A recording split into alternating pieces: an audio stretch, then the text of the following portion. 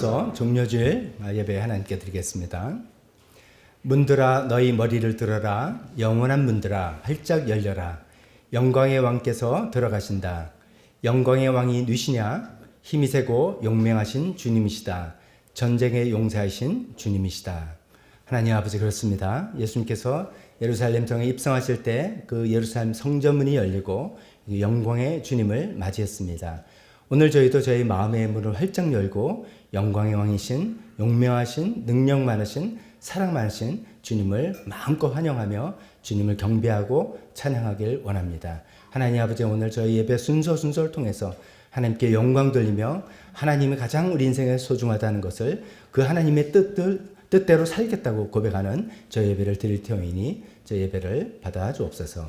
예수님의 이름으로 기도했습니다. 아멘.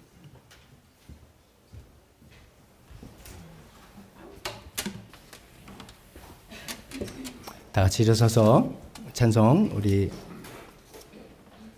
하나님께 나오는 것이 우리 힘과 우리 공로로가 아니라 오직 예수님의 공로로, 자격이 없지만 예수님의 보혈로 우리가 하나님께 나왔습니다 고백하는 찬송으로 시작하겠습니다.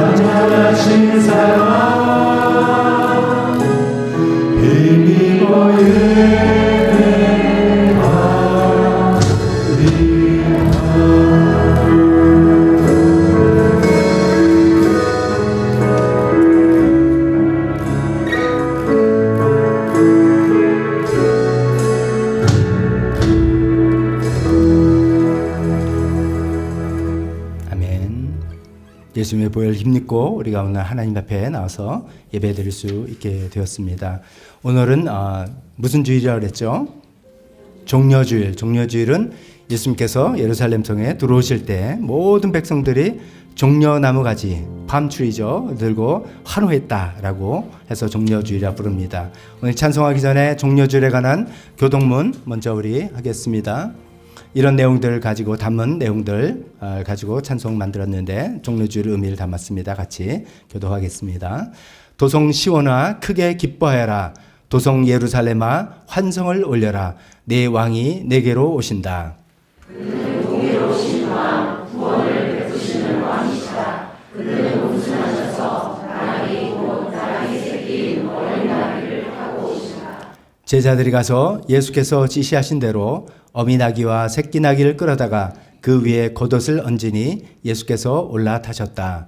큰 무리가 자기들의 겉옷을 길에다가 폈으며 다른 사람들은 나뭇가지를 꺾어다가 길에 갔다. 그리고 앞에 서서 가는 무리와 뒤따르는 무리가 외쳤다.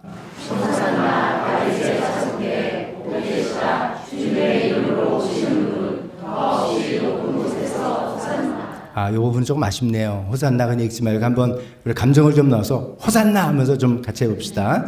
뒤따라오는 무리가 외쳤다. 호산나 다윗의 자손께 복되시다. 주님의 이름으로 오시는 분 더없이 높은 곳에서 호산나. 예수께서 예루살렘에 들어가셨을 때 온 도시가 들떠서 물었다. 이 사람이 누구냐? 사람들은 그가 갈릴리 나사렛에서 나신 여인자 예수라고 말하였다. 마지막입니다. 주님 간구합니다. 우리를 구원하여 주십시오. 주님 간구합니다. 우리를 형통하게 해 주십시오. 주님의 이름으로 오는 이에는 복이 있다. 주님의 집에서 우리가 너희를 축복하였다. 아멘. 호산나 뜻은 우리를 구원하소서라는 그 뜻이고 그래서 우리를 주님을 찬양합니다 이런 뜻으로 변환돼서 사용하고 있습니다. 우리 몇 주 전에 불렀던 찬송입니다. 당신은 영광의 왕, 당신은 평강의 왕, 당신은 하늘과 땅 주, 당신은 정의의 아들. 우리 마음에 오시는 종려주일로 오시는 그 예수님을 크게 호산나 찬양하는 이 시간 되었으면 좋겠습니다.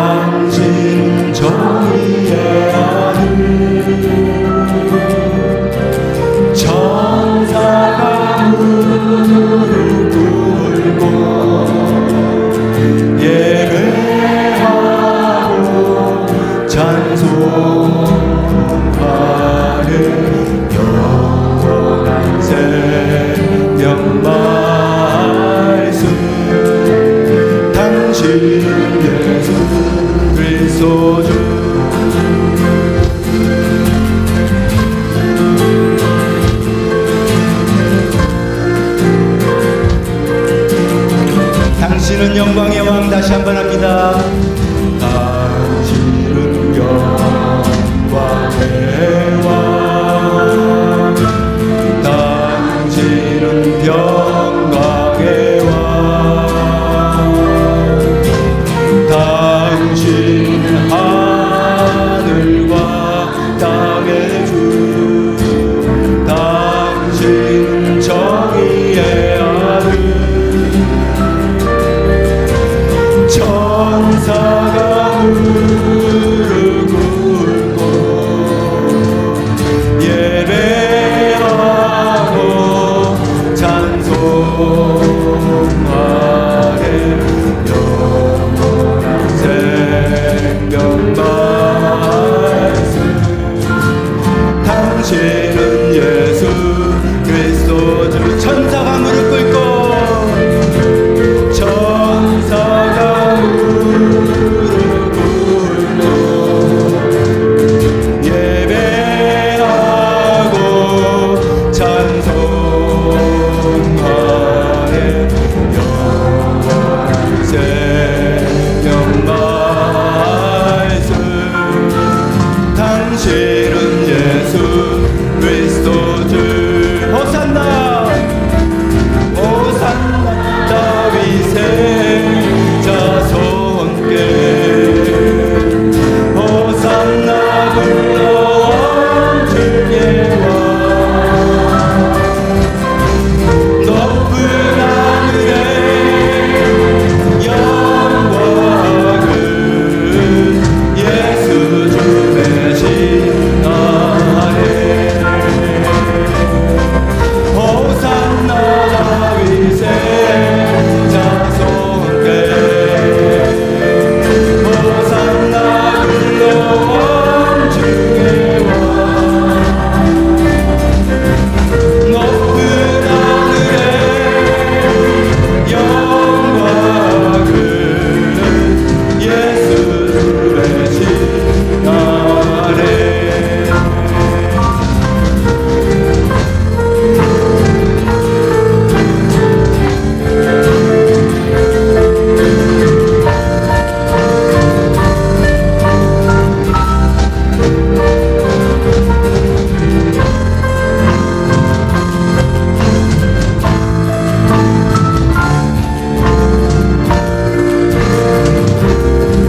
높여서 호산나 다윗의 자손께 호산나 불러온 주의 왕 높은 하늘에 영광은 예수 주 대신하네. 호산나 다윗의 자손께 호산나 불러온 주의 높은 하늘에 영광은 예수 주 대신하네.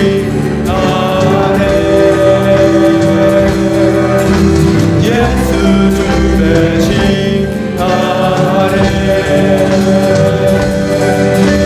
예수 주 대신하네.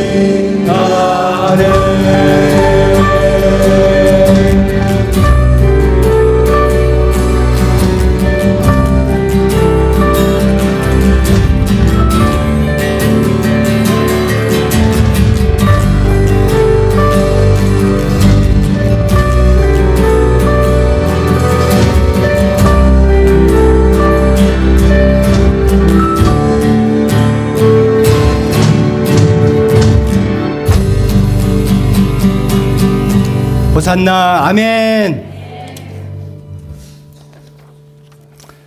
마지막 한 곡 주님께 드릴 찬송은 이렇게 호산나 입성하신 다음에 주님께서 가신 길은 영광의 길이 아니라 고난과 죽음의 십자가 길이었습니다. 날 대신하여 지신 십자가 그 길을 걸으셨습니다. 우리 찬송 다시 한번 부르면서 우리도 내 모든 죄 되고 대신 지고 가신 십자가로 우리도 그 십자가를 지면서 가겠습니다. 우리도 희생하고 우리도 양보하고 우리도 겸손하게 우리도 죽음을 자기 부인하면서 살아가겠습니다. 그런 마음을 품고 마지막 찬송 십자가로 갑니다. 찬송하겠습니다.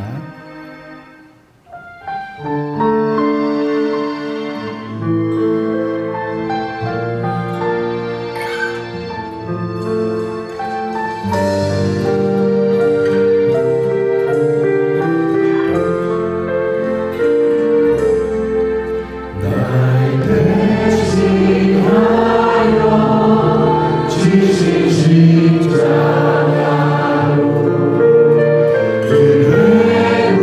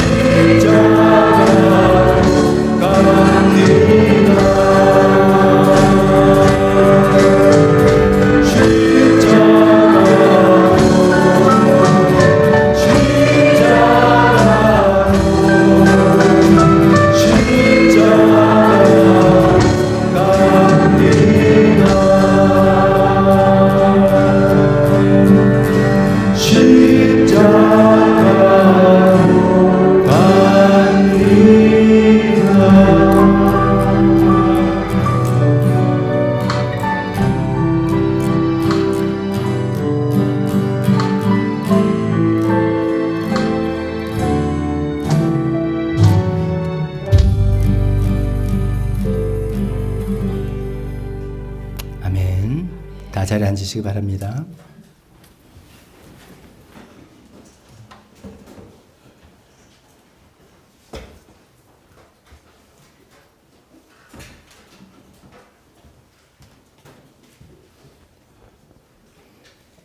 오늘 종료주일을 맞이해서 하나님께 예배하러 오신 모든 분들 주님의 이름으로 환영합니다.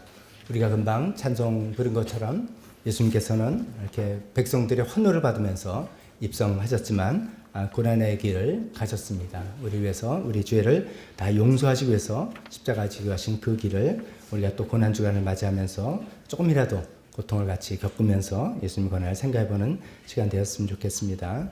오늘 먼저 너무 반가운 분이 오셔서 우리 신경옥 자매님, 우리 그동안 건강해서 많이 기도했지 않습니까? 건강을 많이 회복하셔가지고 오늘 예배 참석하셨어요. 잠깐 일어나실 때 우리 환영합니다. 네, 방사선 치료 다 마치고 이제 앉으셔야 됩니다. 다 마치고 또 이런 계기를 통해서 다시 신앙을 붙잡았다 그러시는데 그렇게 되시는 시간 되었으면 좋겠습니다. 또 우리 교회 근처에서 오셨는데 환영합니다. 잘 오셨습니다. 주보를 보면서 교회 소식 나누도록 하겠습니다. 오늘은 종료주일, 아까 계속 말씀드렸고 이어서 고난주간이 시작됩니다. 고난주간이 되면 우리가 보통 예수님의 고난을 이런저런 모양으로 나도 조금이라도 동참해보자 이런 생각이 듭니다. 금식을 해보기도 하고요. 힘들면 어떡하지? 평소에 내가 힘들어하던 그런 일들을 하면서 예수님의 고난을 조금이라도 경험해보는 그런 시간들이 되었으면 좋겠습니다. 그 고난의 절정인 금요일 예수님께서 십자가에 달리신 그날 우리가 매년 그렇듯이 성금요 예배로 모이겠습니다. 저녁 8시에 모여서 예배하고 또 기도하는 시간으로 갖겠습니다.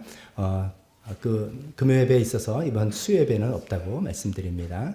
그렇게 고난주간을 지나고 그 다음 주일은 영광의 부활주일을 맞이합니다. 우리 믿음의 우리 신앙의 모든 소망이 걸려있는 예수님의 부활 우리가 기쁜 마음으로 참여했으면 좋겠습니다. 또 이 부활주일에 절기 헌금이 있습니다. 특히 올해 우리 대출 생활을 위해서 중요한 시점에 우리의 마음과 뜻을 다 모아서 함께 절기 헌금으로 주님께 드리겠습니다. 오늘 1시 30분에 예전처럼 저 카페 공간에서 대관 예약이 있으니 양해 또 협조 부탁합니다. 한 10분 전, 한 20분 전부터 우리 세팅하는 거 같이 도와주시면 고맙겠습니다. 계속해서 윤성웅 형제님 위해서 특별 기도, 건강을 위해서 기도해 주시고 네팔 선교를 위해서 또 나라와 북한을 위해서, 나라를 위해서는 구체적으로 우리가 6월 3일 저기 대선이 날짜가 확정됐습니다. 하나님께서 우리나라의 새로운 지도자 선출하게 될 때 분열 없이 혼란 없이 가장 우리나라에 적합한 지도자 선출될 수 있도록 하나님께 기도하는 시간들 계속 갖겠습니다. 우리 그 안쪽에 그 목회자 칼럼이라는 면을 한번 보시기 바랍니다. 우리가 보통 그 성금요 예배에 그때 성찬식을 하곤 했습니다만 올해는 이번에는 한번 부활주일 때 성찬식을 해보자 이렇게 지난주에 말씀드렸는데 그 성찬식에 관한 안내 내용 간단하게 썼습니다. 하이라이트 몇 가지만 말씀드립니다.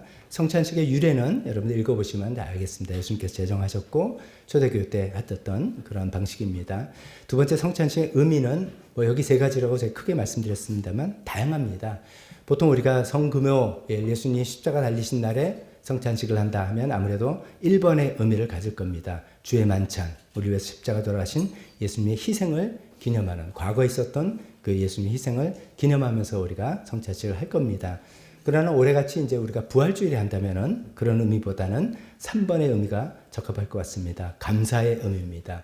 예수님께서 성찬하실 때 감사를 먼저 드렸던 것처럼 이미 고난의 일을 가시지만 승리할 것을 아시고 감사드렸던 그 의미입니다. 그래서 십자가보다는 부활과 승천을 강조하면서 승리를 경축하는 그런 미래적 성격으로 우리가 성찬식을 할 것 같습니다. 또 그 밖에도 이제 두 번째 있는 것처럼 성찬, 커뮤니언, 그래서 성찬을 통해서 주님과 교제하고 함께하고 성찬에 같이 참여하는 우리 서로가 함께 교제한다는 그런 의미들, 다양한 의미가 있는데 이번에 우리가 3번에 좀 방점을 두고 성찬식을 한다 말씀드립니다. 성찬식 세 번째 참여 대상은 일반적으로 예수님 영접한 성인들, 침례받은 성인들이다라고 하지만 몇 년 전부터 우리가 그 참여의 폭을 넓혔습니다. 내가 아직 예수님을 잘 믿지 못하지만 그래도 교회를 나오고 믿기를 원하고 하나님을 알기 원한다는 모든 분들에게 그 성찬을 그 길을 열어주려고 합니다. 그 이유 두 가지 말씀드렸던 것이고 잘 읽어보시면 되겠습니다. 특히 이제 자녀들 여기 우리 제이드리머의 자녀들은 내가 이거 성찬을 받는 게 맞나 아닌가 부모님들 이 취지를 잘 읽어보시고 잘 상의하시고 참여 여부를 결정해서 참여하면 좋겠습니다. 취지는 그렇습니다. 의미 모르고 그냥 이제 성찬위원이 떡과 잔을 드리니까 그냥 아무 의미 없이 받는 것이 아니라 내가 어떤 의미로 이 떡을 받고 이 잔을 받는지 나는 하나님과 어떤 입장인지 이런 것들을 잘 생각하면서 같이 성찬주에 참여하자 그런 취지입니다. 이 시간에 대표기도와 헌금 시간으로 이어지겠습니다.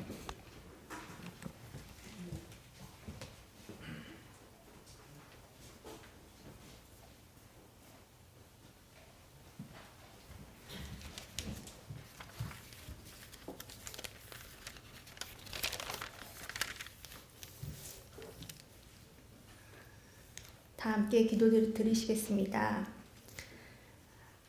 만왕의 왕으로 오신 예수님, 2025년 종려주일에 주님께 나와 찬양과 경배를 드릴 수 있도록 하여 주심에 감사드립니다. 저희의 죄를 대속하기 위해 이 땅 가운데 가장 어린 약한 아기 예수님으로 오셔서 결국은 십자가로 향해 가시는 그 길, 이 한 주 저희 모든 성도들이 주님의 사랑과 고통을 묵상하는 시간이 되게 하여 주시옵소서. 계속되는 야고보서 말씀을 통해 저희의 삶을 돌아보게 하심에 감사드립니다. 지난주 설교 말씀을 통해 저희의 언어 생활을 돌아보게 됩니다. 저희는 얼마나 많이 자신을 드러내기 위해 또는 주장하기 위해 많은 말들을 쏟아내며 듣는 이들에게 말을 통한 공해와 상처를 주며 살았는지를 깨닫게 됩니다. 주님 용서하여 주시옵소서. 이제는 혀보다 귀를 더 많이 사용하는 성도들로 변화되길 간절히 기도드립니다. 또한 저희의 말이 참말과 필요한 말과 친절한 말이 될 수 있도록 저희 안의 내면을 주님의 사람으로 가득 채워 주시길 소망하오니 주님 도와주시옵소서. 목장 사역을 위해 기도드립니다. 목장 안에서 주님의 사랑이 전해지고 주님의 말씀으로 인해 저희의 삶이 조금씩 변화하는 것을 발견할 수 있는 시간이 되게 하여 주시옵소서. 조일랜드 청소년부 사역 가운데 함께 하셔 주시길 간절히 기도드립니다. 빠르게 변화되는 세상과 죄에 쉽게 노출되는 환경 가운데 저희 아이들이 자라나고 있습니다. 주님의 보호하심과 지혜로 유해한 것으로부터 벗어날 수 있도록 하여 주시고 예수님만이 저희의 참 구원자이심을 고백하는 자들로 성장하게 하여 주시옵소서. 생명의 삶과 말씀의 삶을 통해 매일매일 주님과 사귐을 가지는 귀한 시간이 될 수 있도록 인도하여 주시옵소서. 건강이 필요하신 성도님들과 함께 하셔서 치료 가운데 더 큰 은혜로 경험할 수 있도록 하여 주시옵소서. 특별히 윤성욱 형제님의 방사선 치료 과정을 지켜 보호하여 주시옵소서. 주님, 저희 나라를 위해 기도드립니다.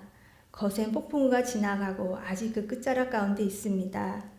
정치적, 경제적, 사회적, 안전상의 많은 이슈와 걱정거리가 있습니다.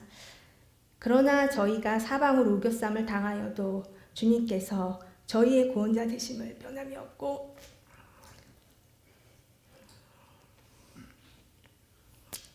이 모든 상황을 주관하시는 분이심을 믿게 인도합니다. 주님, 저희의 무수한 걱정거리가 저희의 기도가 되게 하여 주시옵소서. 매일 부어주시는 하루의 은혜가 감사하는 삶을 살게 하여 주시옵소서. 또한 주님의 선하심과 인자하심으로 저희 국민들의 힘든 마음들을 위로하여 주시길 간절히 기도드립니다.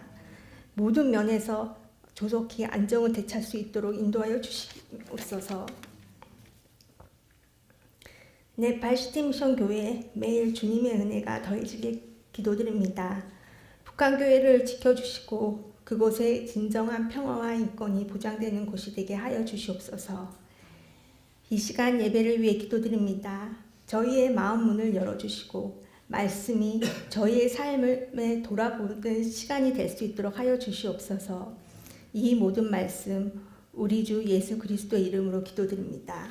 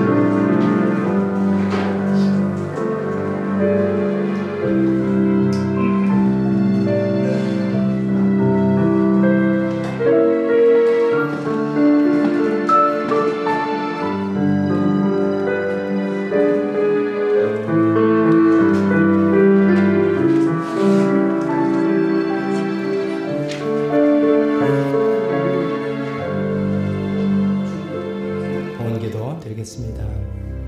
하나님 아버지, 오늘도 저희가 주님 앞에 나와서 귀한 헌금을 주님께 드립니다. 하나님 늘 고백합니다. 우리 물질에 우리 마음이 담겨 있습니다. 하나님에 대한 사랑, 입술로가 아니라 우리 행동으로 정말 하나님을 사랑하고 하나님을 믿고 하나님을 신뢰한다고 우리가 고백합니다. 이 헌금이 바로 예배인 것을 고백합니다. 하나님 아버지, 이 물질을 주님 받아주시고 하나님 나라, 우리 교회에 필요한 것들 채워주옵소서. 모든 말씀 예수님 이름으로 기도했습니다. 아멘. 설교 시간입니다. 우리 주보 안에 있는 우리 설교 본문, 박스로 되어 있는 본문 같이 읽도록 하겠습니다. 다 같이 일어서서 본문 봉독하겠습니다. 오늘은 야고보서 3장 13절에서 18절의 말씀입니다. 세 번역으로 준비한 그 말씀 같이 읽겠습니다. 시작. 여러분 가운데서 지혜가 있고 이해력이 있는 사람이 누구입니까? 그런 사람은 착한 행동을 하여 그의 행실을 나타내 보십시오. 그 일은 지혜에서 오는 온유함으로 행하는 것이어야 할 것입니다. 여러분의 마음속에 지극히 의심과 경쟁심이 있으면 자랑하지 말고 진리를 거슬려 속이지 마십시오. 이러한 지혜는 위에서 내려온 것이 아니라 땅에 속한 것이고 육신에 속한 것이고 악마에게 속한 것입니다. 시기심과 경쟁심이 있는 곳에는 혼란과 온갖 악한 행위가 있습니다.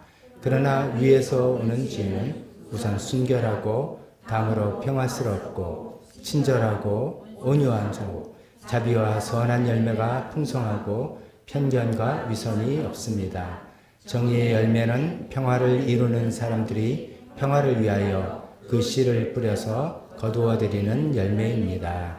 아멘. 설교에서 잠깐 기도하겠습니다. 하나님 아버지, 오늘은 지혜에 대해서 말씀을 주십니다. 하나님, 세상에 많은 지식이 있지만 올바른 지혜로 주님 하나님 뜻대로 살아갈 수 있는 저희가 되기를 소망합니다. 그러나 지혜도 땅의 지혜가 있고 하늘의 지혜가 있다고 하오니 하나님, 저희는 하늘의 지혜를 추구하는 사람들이 되고자 합니다. 하나님 알려주시고 붙들게 하시고 결단할 수 있게 도와주옵소서. 예수님 이름으로 기도했습니다.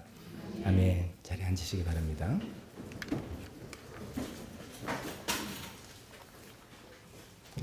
요즘은 정말 지식이 넘쳐나는 시대인 것 같습니다.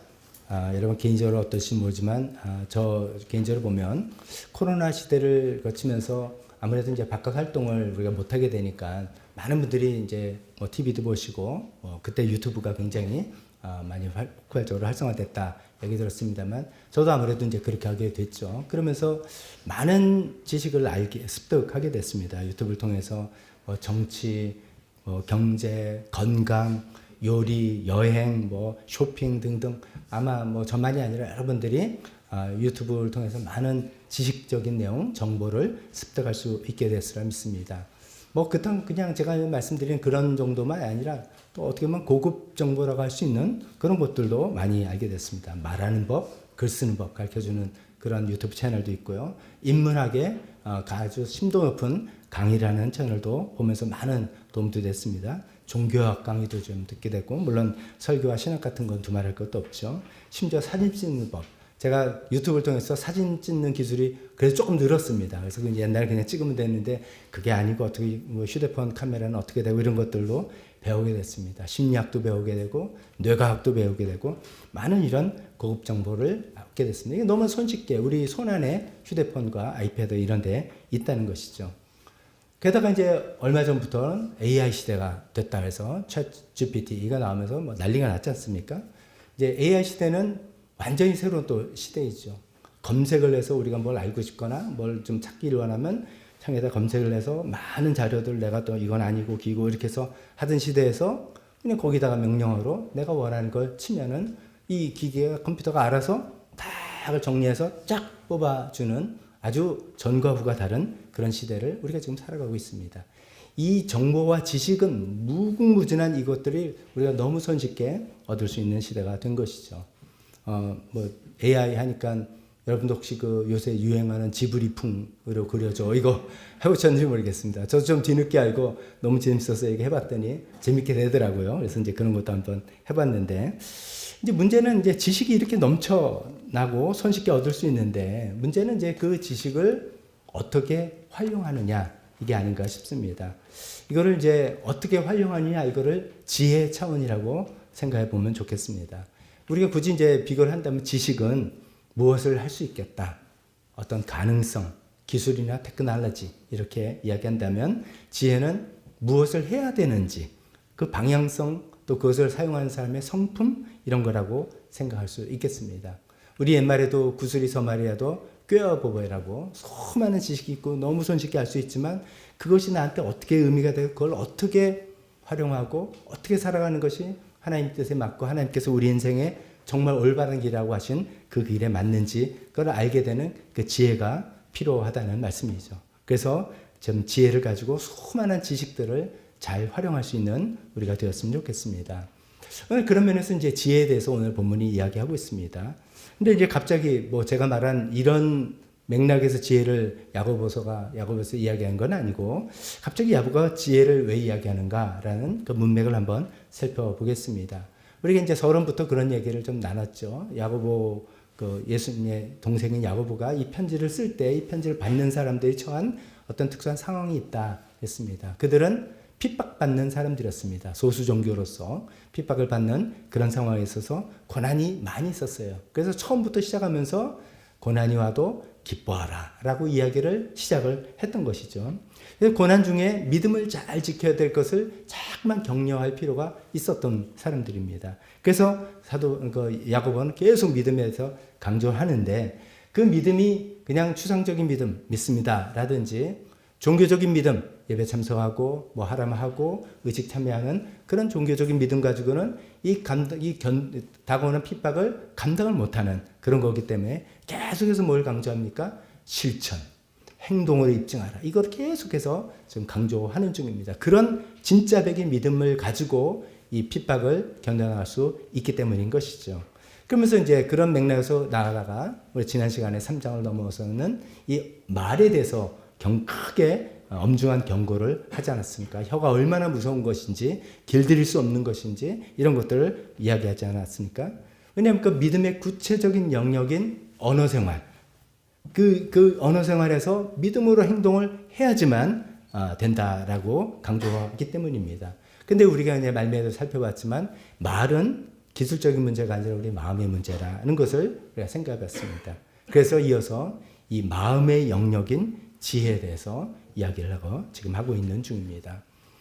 야고보서를 보면은 이제 구체적으로 이야기는 안 나왔습니다만 우리가 행간을 읽을 수 있습니다. 아마 야고보가 편지를 보내는 그 교회 안에는 지난번에 살짝 말씀드렸습니다만 이 말로 교회에 굉장히 문제를 일으키는 분이 있었던 것 같습니다. 그래서 혀를 이렇게 표현했잖아요. 혀를 쉬지 않는 악이다 라고 표현했잖아요. 계속해서 이 말로 떠들어가지고 사람 분란을 일으키고 미움을 조정하고 문제 위기의식을 만들고 계속 그런 사람이 틀림없이 있었던 것 같습니다. 그래서 이제 그렇게 표현한 게 아닌가 싶습니다.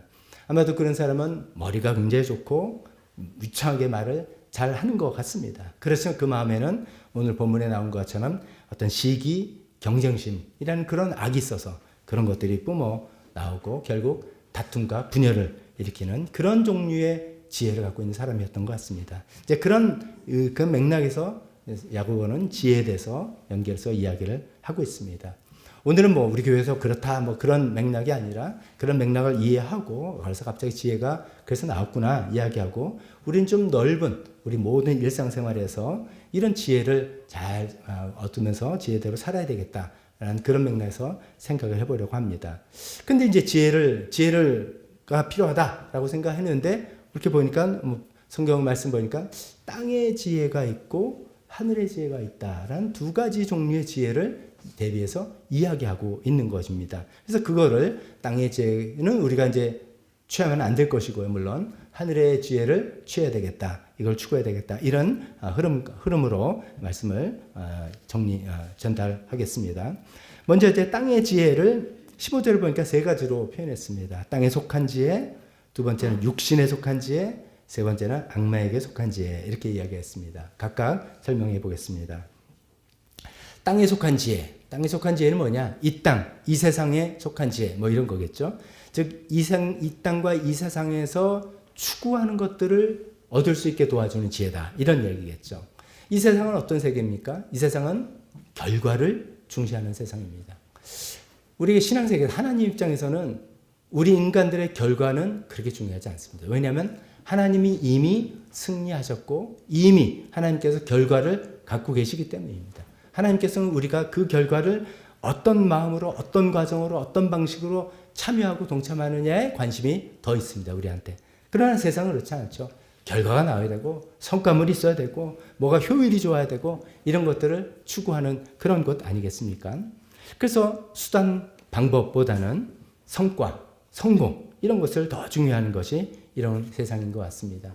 그러다 보니까 이 세상에서는 거짓말도 좀 정당화되고 또 편법 이런 것도 잘 쓰는 게 아주 뭐 그래 융통성 있는 거야 이렇게 되기도 하고 양심 이거 좀 이렇게 좀 넘어가지 이렇게 살아가는 그런 경우가 많이 있습니다. 그래서 그런 것을 잘하는 것을 뭐 논하지 않고 드러나지 않고 걸리지 않고 이렇게 살아가는 것을 혹시 지혜라고 말하지 않는지 모르겠습니다. 세상에 보면 이런 종류의 땅의 지혜를 가진 사람들, 이런 땅의 지혜를 설명하는 그런 것들이 굉장히 많은 것 같습니다. 제가 이제 말씀 준비하다가 이제 이런 예가 하나 떠들어서 말씀드립니다. 오래전입니다.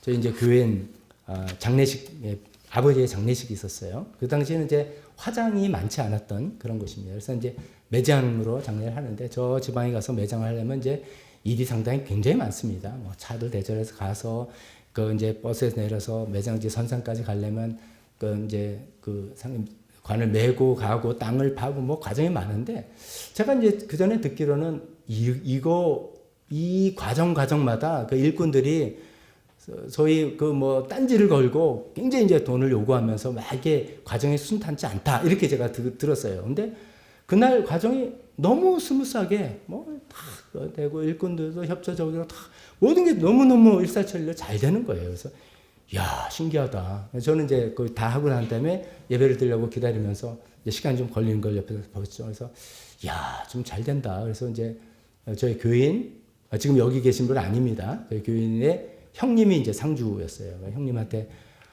오늘 정말 이 장례 절차가 너무나 협조적으로 너무나 잘 진행되고 있네요. 참 좋네요. 그랬더니 그분이 씩 웃으면서 그래서 제가 좀 기름질 많이 쳤죠.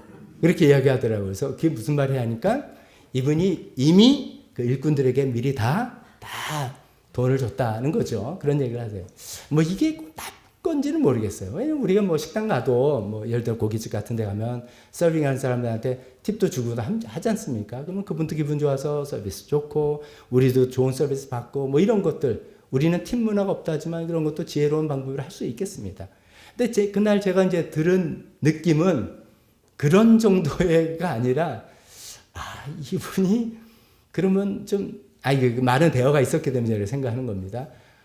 좀 매사에 이렇게 좀 기름칠을 하면서 살아오셨구나 라는 강렬한 인상을 받은 거예요. 그런 기름칠과 뇌물과의 경계성을 얻을지 모르겠어요. 그러니까 문제가 생기면 기름칠이죠. 뭐 좀 먹이고 뭐 돈 좀 주고 뭐 이렇게 해서 싹싹싹싹 문제를 해결해 나가는 소위 땅의 지혜라는 것이죠. 우리는 이 세상에서 이게 나쁜 게 아닙니다. 제가 지금 말씀드리는 게 나쁜 게 아닌데 좀 안 좋게 사용되는 수많은 용어들이 있습니다. 이런 것들입니다.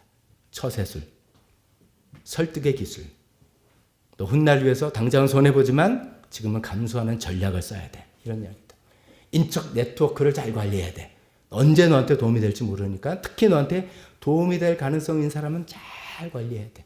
반면에 돈 별로 될 거 아는 사람 거기에 에너지 별로 쓰지 마. 뭐 이런 이야기다.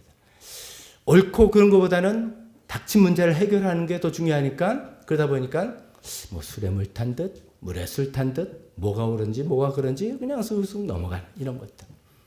또 누구와도 잘 어울리고 이게 좋은 의미가 아니에요. 우리는 좋은 의미로 모든 사람과 잘 화평하고 어울려야 되는 건데 제가 지금 말씀드린 건 그런 의미가 아닌 거예요. 눈치 백단.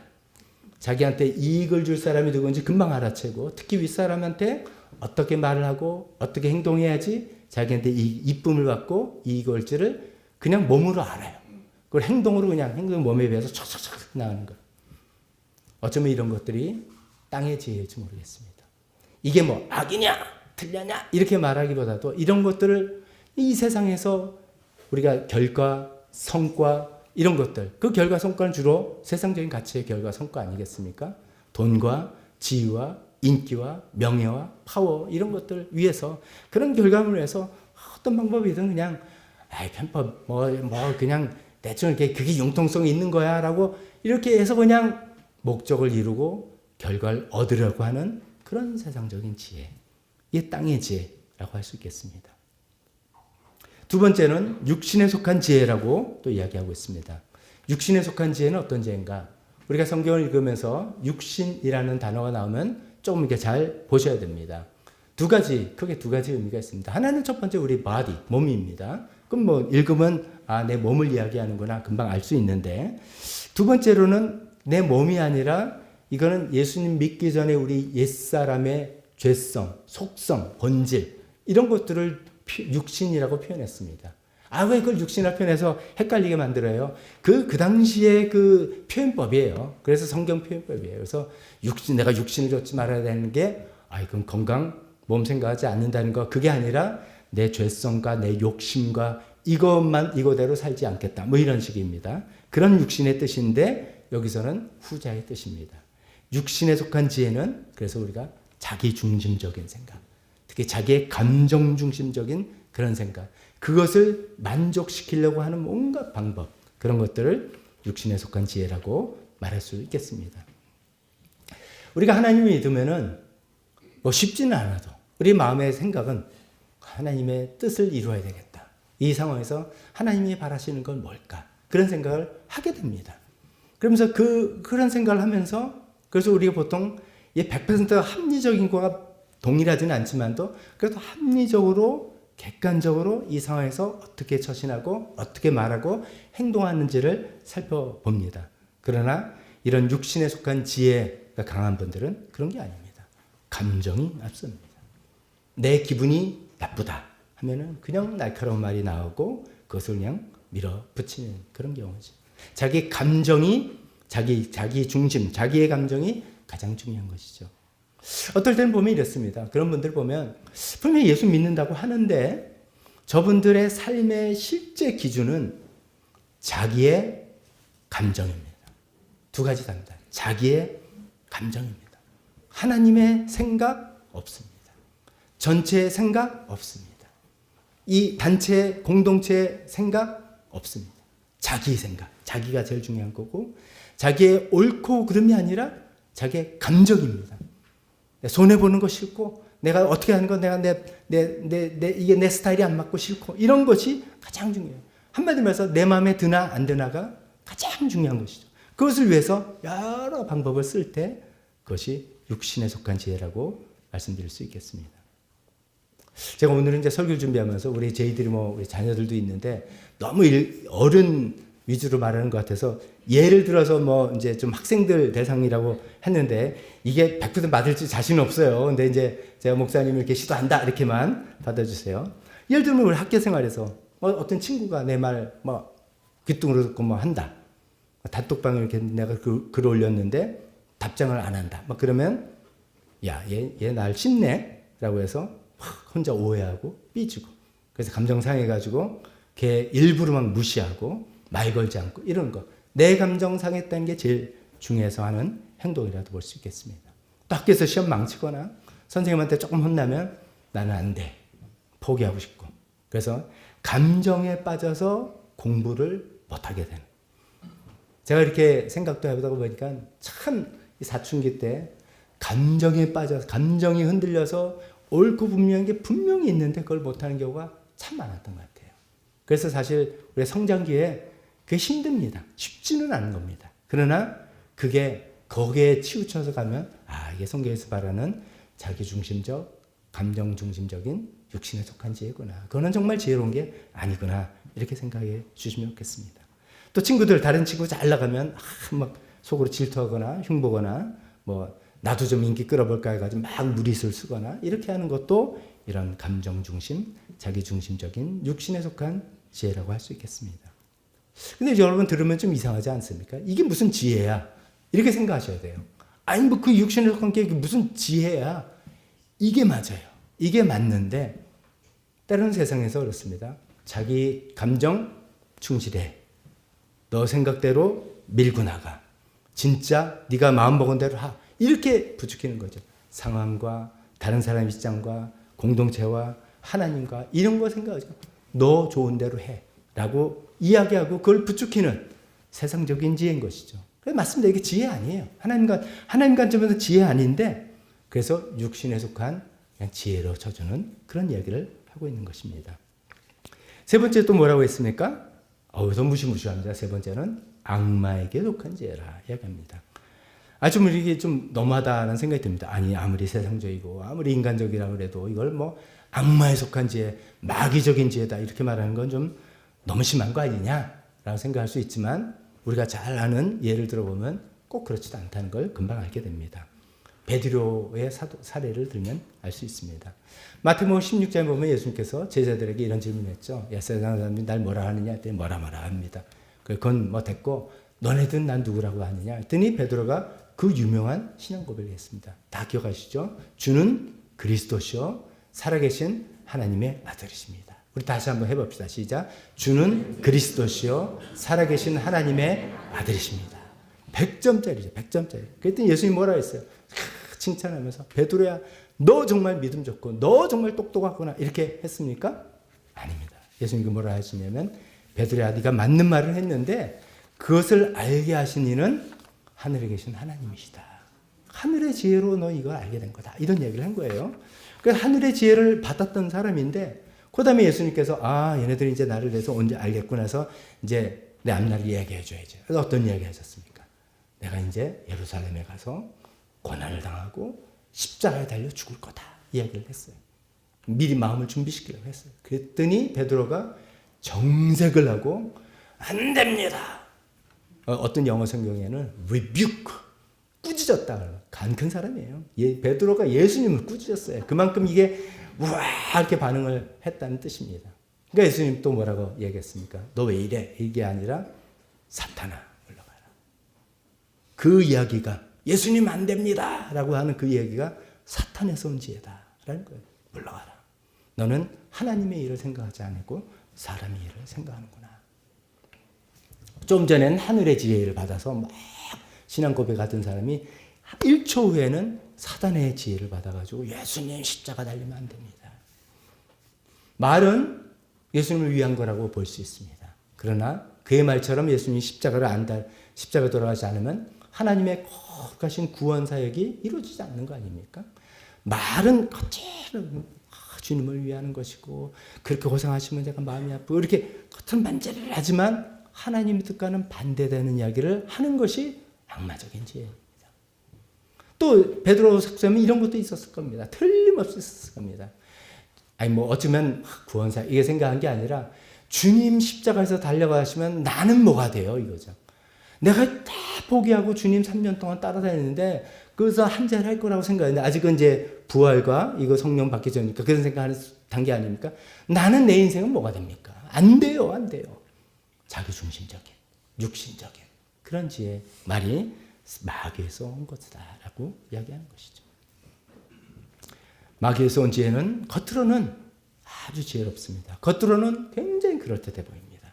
그러나 그 속에는 교만과 이기심으로 가득 차고 마치 독이 든 사과 같다고 합니다. 결국은 그 열매는 다툼과 분열입니다. 마귀가 주는 지혜는 사람들에게 미움을 막 심어줘요. 야, 저 사람이 지금 너 모르는 것 같지? 사실은 말이야. 너 뒤에서 안 좋은 얘기하고 다니더라. 이런 얘기를 자꾸만 서로 해서 미움과 미움을 심어서 막 싸우게 하고 자기는 쏙 빠져나가는 게 마귀의 아주 전형적인 방법입니다.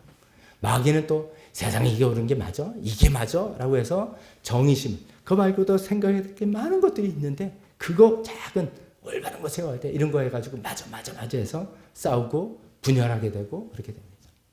오늘 우리 사회도 대한민국도 굉장히 조심하면서 우리가 기도해야 되지 않겠습니까? 정치적으로 이런 의견 저런 의견 다 있겠지만 분열이 되고 날아가지 않아요. 이것을 뒤에서 제일 좋아하는 세력이 마귀의 세력 아니겠습니까? 이 모든 이 마귀에서 나오는 지혜도 우리가 굉장히 조심해야 되겠다 생각합니다. 그래서 땅의 지혜는 땅에 속한 지혜. 이 세상의 것들을 얻으려는 결과가 제일 중요하다. 결과를 위해서 모든 것도 그냥 다 괜찮다. 이렇게 해도 수렴을 정리해도 된다라고 하는 그 땅의 지혜. 두 번째는 육신에 속한 지혜. 내 자기 중심적이고 자기 감정에 치우치는 것. 자기 마음에 들고 안 들고가 가장 중요하다고 그것을 이루려고 하는 지혜. 세 번째는 마귀에서 온 지혜. 그래서 결국 겉은 번지르하지만 결국 다툼과 분열을 가지고 오는 그런 지혜가 있다는 거예요, 세상에. 많은 거 우리 알지 않습니까? 그런 거 우리가 경험 많이 하고 우리도 그렇게 살아가는 경이 많이 있지 않습니까? 우리는 그런 것들을 내려놓고 우리는 두 번째로 하늘의 지혜를 추구하는 우리가 되었으면 좋겠습니다. 하늘의 지혜는 이렇게 이야기합니다. 위에서 내려온 지혜다 합니다. 하나님이 주시는 하나님의 지혜다 이런 것이죠. 야고보는 이미 이 지혜에 대해서 1장 5절에 이렇게 이야기한 적이 있습니다. 여러분 가운데 누구든지 지혜가 부족하거든 모든 사람에게 아낌없이 주시고 나무라지 않으시는 하나님께 구하십시오. 그러면 받을 것입니다. 라고 이야기했습니다. 구하는 자에게 아낌없이 주시겠다고 약속하신 것입니다. 또 야 너 이런 것도 아직도 없어? 라고 나무라지 않으시고 주시겠다고 약속한 그 하늘의 지혜, 하나님의 지혜입니다. 이 하나님의 지혜는, 이 하늘의 지혜는 땅의 지혜하고 비하면 추구하는 방향이 다르다는 걸 우리가 알고 있습니다. 땅의 지혜 뭐였습니까? 결과, 효율 중시하지만 하늘의 지혜는 방법과 과정과 그 마음의 순수한 동기 이런 것들 중요하게 여기죠. 육신적인 지혜라서 자기 감정, 자기 중심 이런 것이지만 그런 것이 아니라 하나님을 위하는 그런 마음이죠. 자기도 모르게 조종당하는 그런 악마에 속한 지혜하고도 차이가 있습니다. 하늘의 지혜는 뭐라고 하는지 3장 17절에 우리 성경의 그 본문에 한번 17절 같이 보십시다.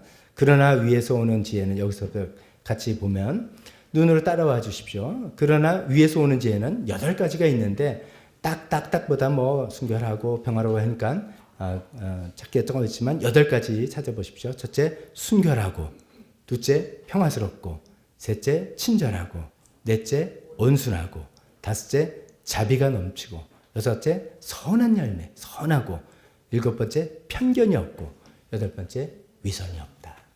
이것이 하나님의 지혜, 하늘에 속한 지혜라고 이야기합니다. 순결, 평화, 친절, 온순, 자비, 선함, 편견 없음, 위선 없음 이런 것들입니다. 자, 이런 것들인데 이 8가지를 다 거론하기는 좀 양이 많고요. 그 중에 3가지만 이제 하나 골라서 이야기해 보도록 하겠습니다. 첫 번째는 하나님의 지혜, 하늘의 지혜는 순결한 지혜다 이렇게 생각해 보시면 좋겠습니다. 순결한 지혜다. 여기서 이 순결은 우리 성적으로 순결하든지 그런 육신적인 순결, 깨끗한 청결한 이게 아니라 도덕적으로 깨끗하고 우리 동기가 순수하다는 거죠. 동기가 순수하다는 거죠. 그래서 어떤 방법을 이루려고 방법을 찾아 나가는 것인데 그 마음 중심에 나의 유익을 추구하는 것이 아니라 하나님의 뜻을 추구하는 그런 순수한 마음에서 나온다는 것입니다. 만약에 우리가 이런 순수한 순결한 지혜인 하나님의 지혜가 있을 때 우리가 어떤 결정을 이렇게 하는 거겠죠. 우리가 보통 어떤 결정할 때 본능적으로 내가 이렇게 하는 게 나한테 도움이 되나?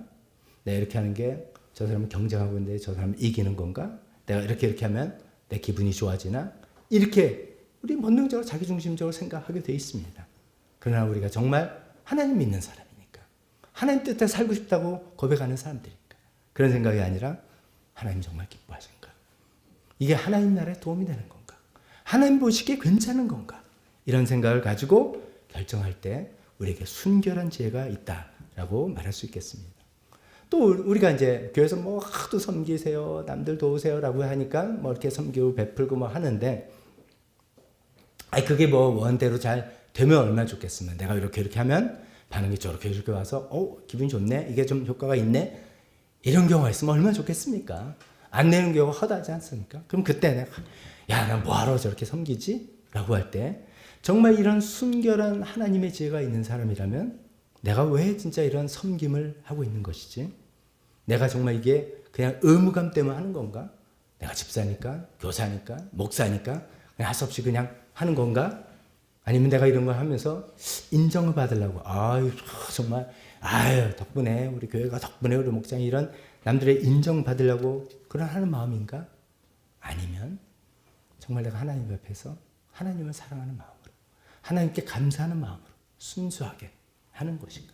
이런 순결한 마음, 있는 것들이 순결한 지혜라고 말씀드릴 수 있겠습니다. 한 가지 더 예를 들면 이런 것도 있겠습니다. 우리 모두가 이제 기도 제목이 있을 겁니다. 목장 모임할 때마다 감사한 것도 나누고 기도 제목도 나눕니다. 자기 기도 제목을 진짜 한번 점검해 봤으면 좋겠어요. 내가 어떤 기도 제목이 있다. 그럴 때 스스로 질문을 던집니다. 왜 그게 당신의 기도 제목인가? 왜 이게 나의 기도 제목인가? 왜 이게 이루어지기를 바라는가?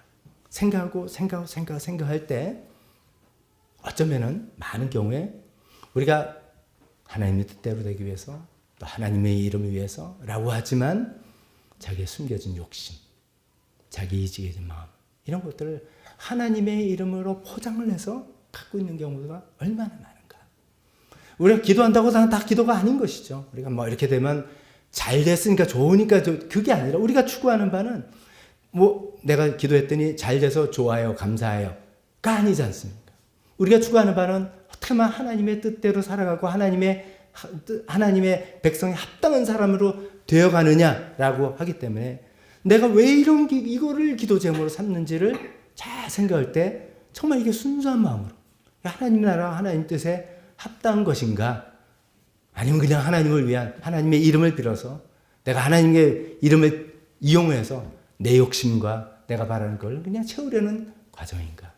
이것도 한번 생각해 보면 좋겠습니다. 이런 과정을 통해서 우리가 정말 순결한 그런 지혜의 사람들이 다 되었으면 좋겠습니다. 두 번째 하나님의 지혜는 평화를 이루는 지혜다 있습니다. 평화를 이루는 지혜. 세상은 힘과 세력과 논리로 이깁니다. 힘 있고 세가 강하고 논리가 있으면은 그걸로 억누르고 자기 주장을 관철하는 것입니다. 그러니까 하나님의 지혜는 그런 방식으로 이루어지지 않습니다. 예수님은 그런 힘이 있으지만 그것을 사용하지 않으셨습니다. 평화를 이루는 지혜는 관계를 살리는 지혜입니다. 다투기보다는 양보하기도 하고 이해하고 들으라는 마음을 많이 갖고 있는 그런 종류의 지혜입니다. 그래서 예를 들어서 이렇게 볼 수 있습니다. 우리가 누구랑 대화하고 이제 다툼이 있다 그러면은 마음으로 이렇게 아무리 생각해도 이건 내가 100% 맞아. 그럴 때가 있습니다.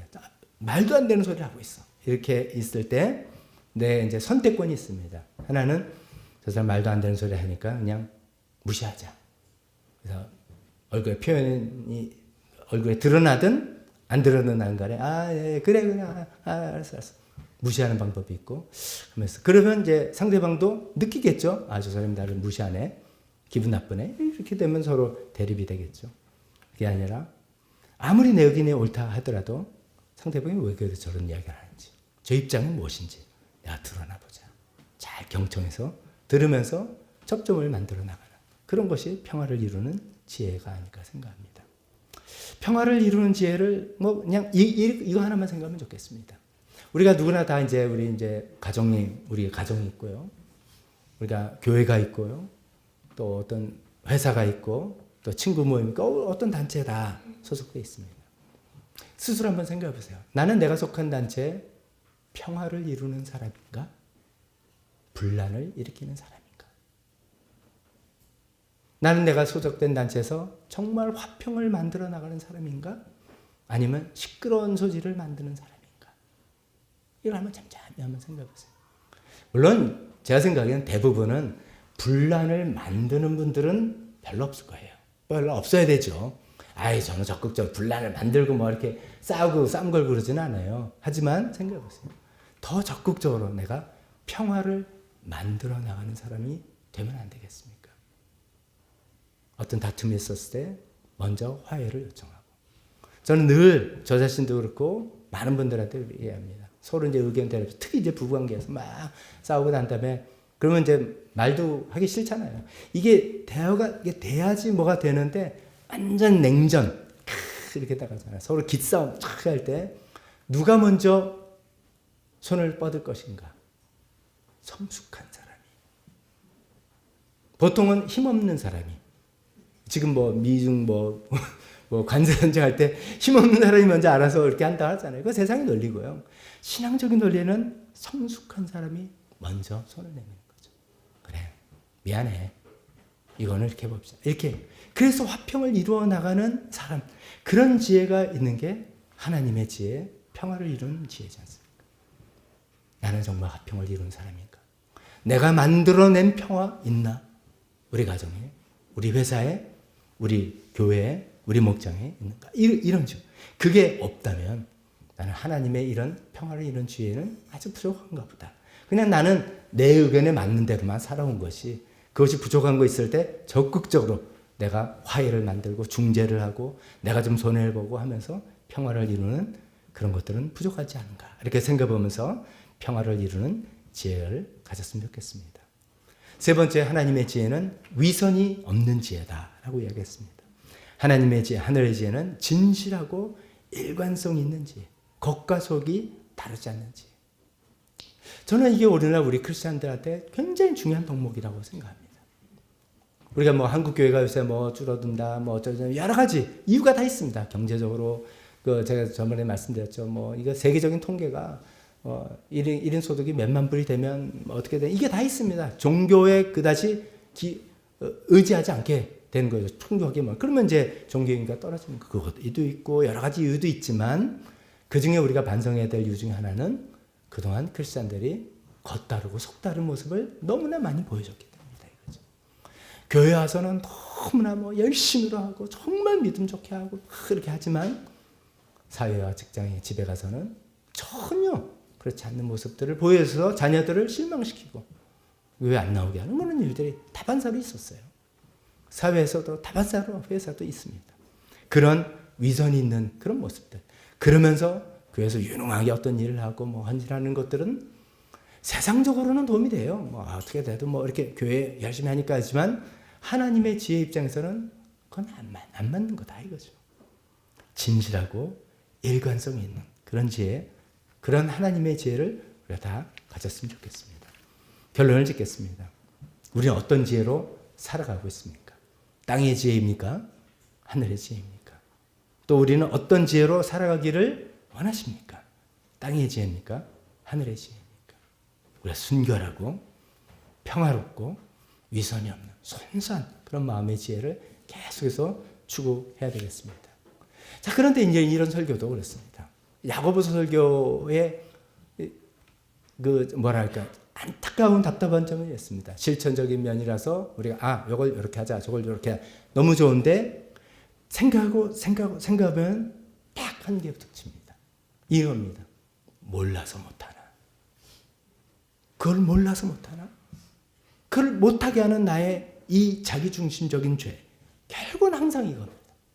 그래서 항상 이걸로 제가 마지막 갈 수밖에 없습니다. 내 안에 성령님 충만해서 이 8가지 지혜 따지고 보니까 전부 다 성령의 열매예요. 성령님께서 맺어주셔야지 열매지 우리가 이걸 지혜롭게 해서 이걸 배워나가서 절대 우리가 할 수 없는 그런 종류의 지혜입니다. 그래서 우리가 결단할 것은 땅의 지혜 그건 아니죠. 그건 아니에요. 그거 편법, 융통성 뭐 이러면서 기름칠하고 이런 건 아니죠. 그렇지만 상황이 딱 될 때 그렇게 나오는 나의 이 부패한 마음, 이 부족한 마음, 이 더러운 마음을 하나님 주님 앞에 회개합니다.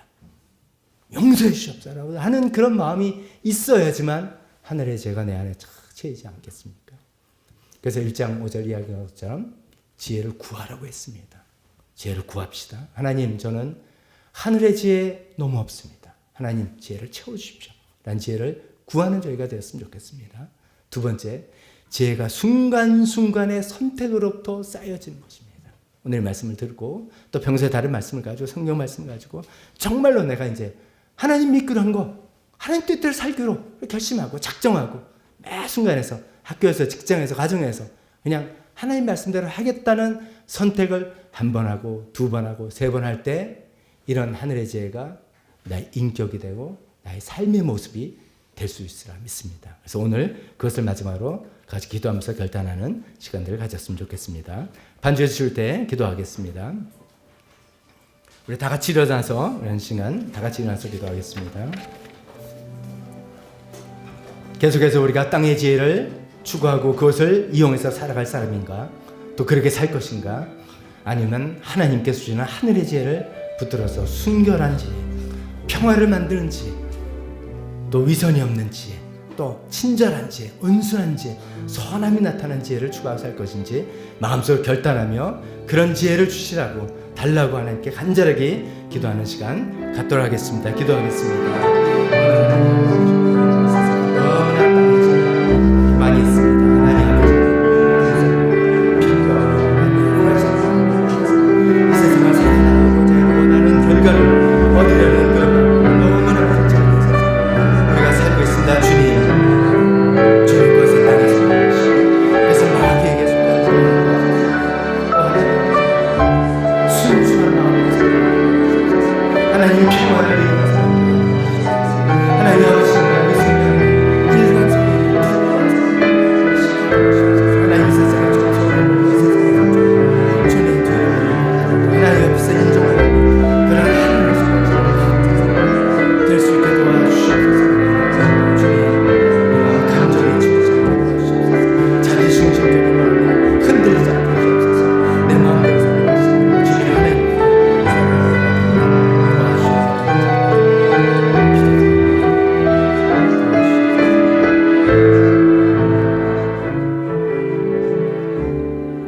하나님 아버지, 이 세상에는 땅의 지혜가 넘치고 넘칩니다. 하나님, 땅의 지혜를 가리키는 것이 너무나 많이 있고 우리가 눈으로 보고 사회에서 배우고 드라마로 배우고 영화로 배우고 우리가 친구 관계에서 배우고 너무나 쉽게 접하는 방법이 다 그런 방법입니다. 그러나 우리가 하늘의 지혜를 추구하는 사람이 되길 원합니다. 하나님 말씀 앞에서 성령님의 인도 안에서 하나님께서 주시는 순수한 순결한 지혜를 우리가 배우길 원합니다. 하나님 아버지, 정말 하나님께서 주시는 평화를 이루는 지혜의 사람이 되기를 원합니다. 하나님 겉과 속이 동일한 투명하고 일관성 있는 그런 사람들, 그런 지혜의 사람들이 되기를 원합니다. 내 감정이 중심이 되는 것이 아니라 나의 유익이 중심이 되는 것이 아니라 하나님과 공동체를 위한 여러 사람을 위한 것이 중심이 되는 그런 지혜의 사람들이 되기를 원합니다. 주님, 그러나 우리 안을 들여다보니 우리 안에는 이런 지혜가 없습니다. 주님, 우리 안에 너무나 부패해서 하나님 이것을 주님께 내려놓고 회개하고 주님께서 용서해주고 깨끗하게 해주셔야지만 하늘의 지혜가 쌓일 것이라 생각해서 오늘 그것을 주님께 기도했습니다. 주님, 저희 죄를 낱낱이 구하오니 용서해 주시고 하나님 지혜를 구하라고 하신 하나님 지혜를 구하오니 우리에게 지혜를 채워 주셨기를 간절히 기도합니다. 하늘의 지혜로 살아가겠습니다. 예수님의 이름으로 기도했습니다. 아멘. 우리 헌신 찬송 주보 제일 뒤에 있는 주님 뜻대로 나를 만드소서 찬송하면서 앞에 나와서 헌신할 분은 헌신을 기도하시면 또 기도하겠습니다.